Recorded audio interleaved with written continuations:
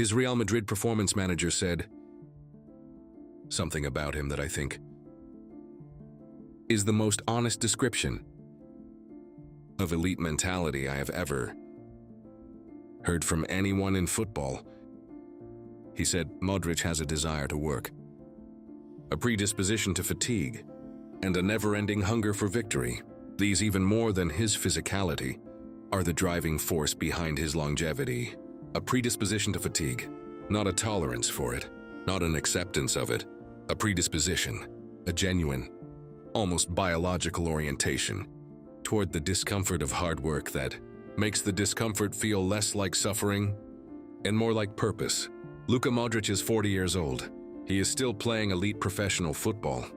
He won the Ballon d'Or at 33, the age most midfielders are finishing.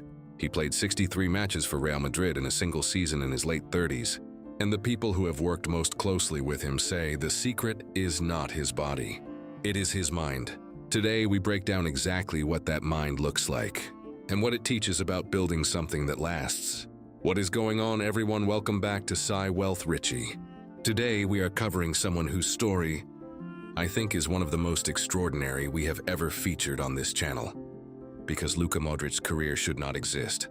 Not at this level, not at this age, not with this origin story.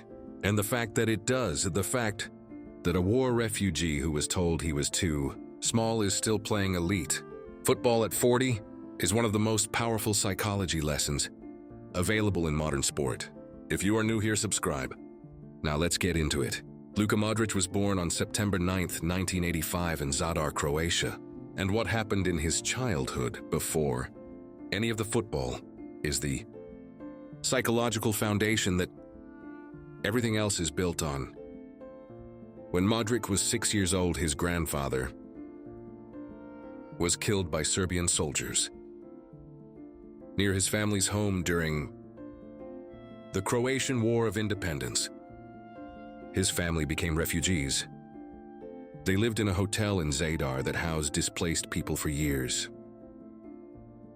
He grew up in the specific psychological conditions of genuine instability, of not knowing what tomorrow looked like, of losing something foundational before he was old, enough to fully understand what had been lost.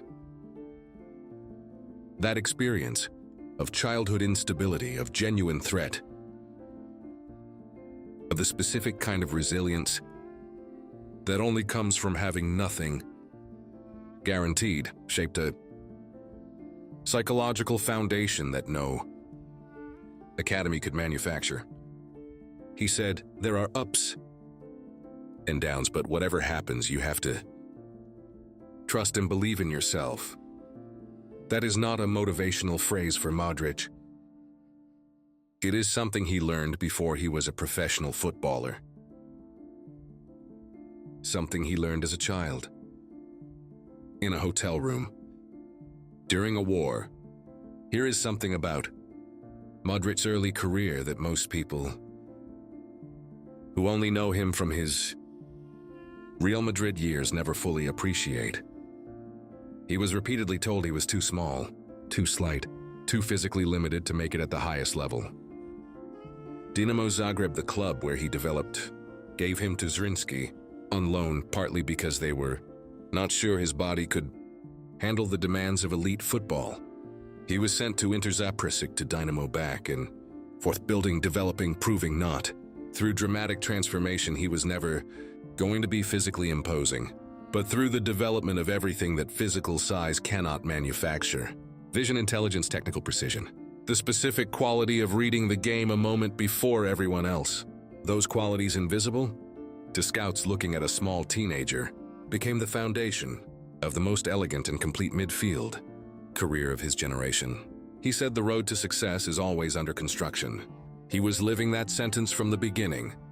Here is the moment that defines everything about Modric's career in terms of its psychological significance.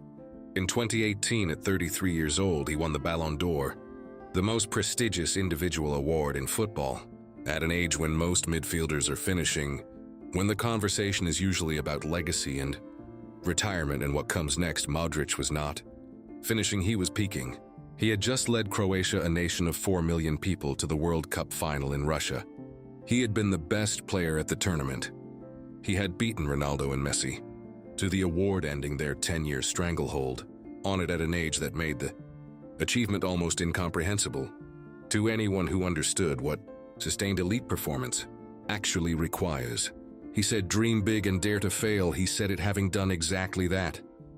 Having dreamed bigger than anyone thought was reasonable for someone his size and his origin, having dared to fail repeatedly in the early years, and having arrived at 33 with the most coveted individual award in the sport. Here is what Modrić, Real Madrid performance manager, said about the physical reality of his longevity.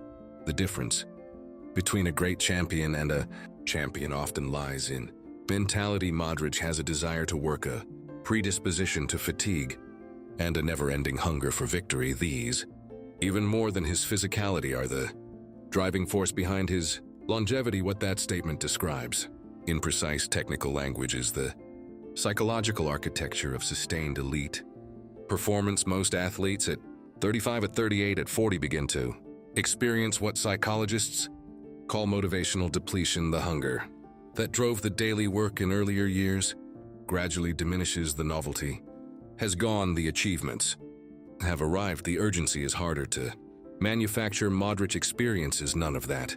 His hunger is described as never-ending. His desire to work is described as a predisposition, something so fundamental to who he is that it does not require external motivation to sustain it. That internal, intrinsic, self-generating hunger, not for money or recognition or trophies specifically, but for the work itself, is the rarest and most powerful psychological quality available to any long-term performer in any field. Here is the philosophy that I think best captures Modric's entire psychological orientation toward his career. He said, "The road to success is always under construction." That sentence, so simple it almost disappears, contains one of the most important truths about sustained excellence that I have ever encountered. Most people treat success as a destination, a point of arrival, a specific achievement that, once reached, completes the journey. And when they reach it, when the destination is arrived at, the motivation that was generated by the pursuit of it gradually fades, because the road is ended. There is nowhere further to go. Modric's philosophy removes the destination entirely. The road is always under construction. There is no arrival. There is only the ongoing work of building something slightly better, slightly more refined, slightly more complete than it was yesterday.